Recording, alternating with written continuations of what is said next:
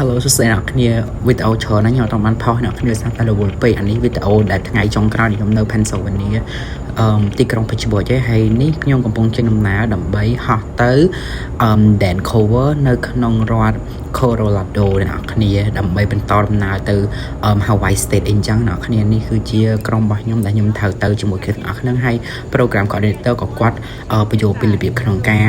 check in អីចឹងថាបើយើងត្រូវការ extra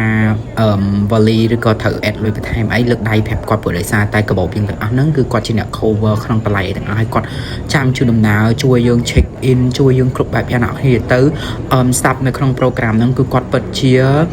best hospitality មែនអ្នកគ្នាគឺរបៀបថាគាត់ជួយ everything រហូតដល់យើងដល់កន្លែងហើយគាត់មានតែ follow up យើងថាយើងមិនអីចឹងអ្នកគ្នាហើយនេះនៅក្នុងពលានយន្តហោះរបស់រដ្ឋ Pennsylvania ហ្នឹងអ្នកគ្នាហើយនេះមិត្តភក្តិរបស់ខ្ញុំចឹងណា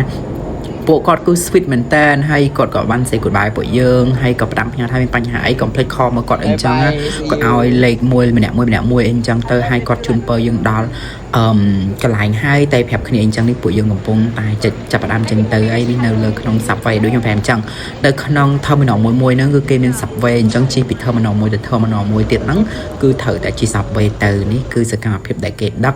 luggage ឬក៏ vali របស់ពួកយើងឡើងនៅក្នុងយន្តហោះអ្នកនរគ្នាអានេះហើយបន្ទាប់ពីយើងចាំមកស្ទូហើយយើងក៏បានពិនិត្យមើលកន្លែងកៅអីឡើងមកដល់លើយន្តហោះអីចឹងអ្នកគ្នាហើយហ្នឹងខ្ញុំជិះ United Airlines អ្នកគ្នាគឺជា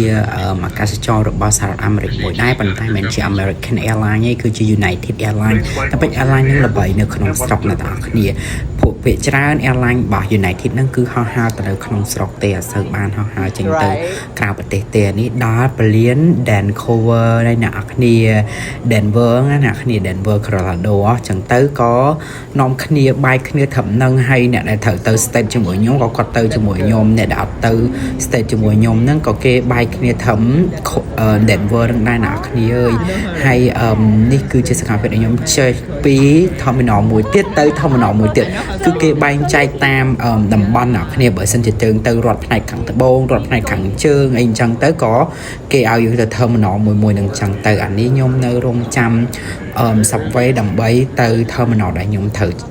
ហោះទៅ Hawaii អ្នកគ្នាប៉ុន្តែដោយសារតែនៅចាំរថភ្លើងហ្នឹងគេពេញអស់ចឹងទៅចាំម្នាក់ទៀតម្នាក់ខ្ញុំម្នាក់ទៀតអស់ចឹងទៅក៏ឲ្យគេទៅមុនមួយជើងសិនទៅយើងចាំជិះទៅជើងក្រោយហើយខ្ញុំក៏ឈរថតលេងអីអញ្ចឹងអ្នកគ្នាអានេះខ្ញុំបានជិះពី subway terminal មួយមកដល់ terminal មួយទៀតតែអ្នកគ្នាប៉ុន្តែខ្ញុំអត់បានថតទេព្រោះដោយសារ subway ដែរគ្នាថតច្រើនពេកវីដេអូច្រើនពេកអានេះខ្ញុំបានមកដល់ terminal ដែលខ្ញុំត្រូវហោះហើរទៅកាន់ Hawaii អ្នកគ្នាមុននឹងហោះហើរទៅហ្នឹងខ្ញុំក៏បាននាំគ្នាទៅរកញ៉ាំហើយសិនហើយបានខ្ញុំបានដើរមកកន្លែង gate ដែលត្រូវហោះហើរបន្ទាប់ពីញ៉ាំអីហើយពួកយើងក៏ដើរសម្ដៅទៅចាំនៅ gate ដែលយើងត្រូវទៅហោះហើរទៅ Hawaii ណាជួបគ្នានៅវីដេអូក្រោយទៀតអ្នកគ្នាចាំខ្ញុំចេញវីដេអូទី2